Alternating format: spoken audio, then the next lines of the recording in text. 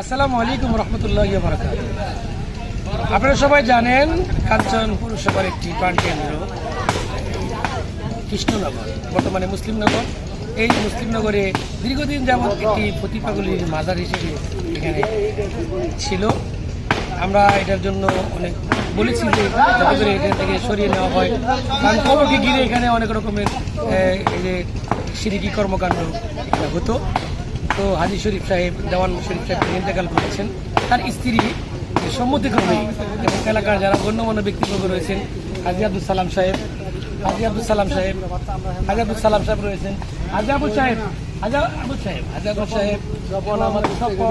আমাদের সেক্রেটারি দেওয়ানা বকর সাহেব, এই সবাই মিলে সকলের প্রচেষ্টায় আমাদের যুবক ভাইয়েরা রয়েছেন এলাকার সকলের সম্মতিক্রমে আমরা এটা আজকে স্থানান্তর করতেছি আলহামদুলিল্লাহ।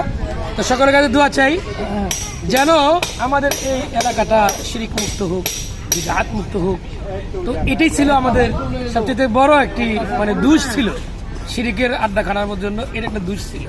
তো এটা এত সুন্দর করে সহজে হাজি দেওয়ান শরীফ রাহিমাহুল্লাহ যিনি ইন্তেকাল করেছেন, তার স্ত্রী সম্মতি জ্ঞাপন করে যে এভাবে দিলেন, সেজন্য আমরা তার জন্য দোয়া করি আল্লাহ যেন তাকে হায়াতে তৈয়্যিবা নসিব করেন এবং এই পরিবারের প্রতি আল্লাহ যেন রহমত নাজিল করেন।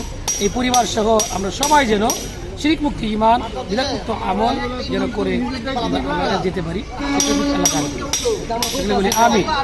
খবরটি দেখতে পাচ্ছেন আপনারা, শীতলক্ষার খুবই নিকটবর্তী।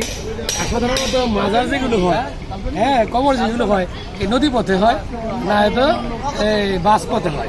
রেলপথে কিন্তু কবর পূজা হয়, কবরের মাজার হয় না, ওখানে ব্যবসা বেশি চাঙ্গা হয় না। তো যাই হোক, দীর্ঘদিনের আশা আজকে পূরণ হয়ে গেল।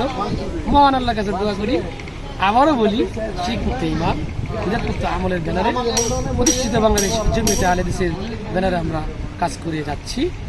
এমনিভাবে যেন আরও যত জায়গায় এরকম কবর নিয়ে কেন্দ্রিক ইবাদত রয়েছে, শিরকি কর্মকাণ্ড রয়েছে, এগুলো যেন আমরা দূর করতে পারি সকলের সম্মতিক্রমে। মহান আল্লাহ আমাদের সেটা দান করুন। আমিন।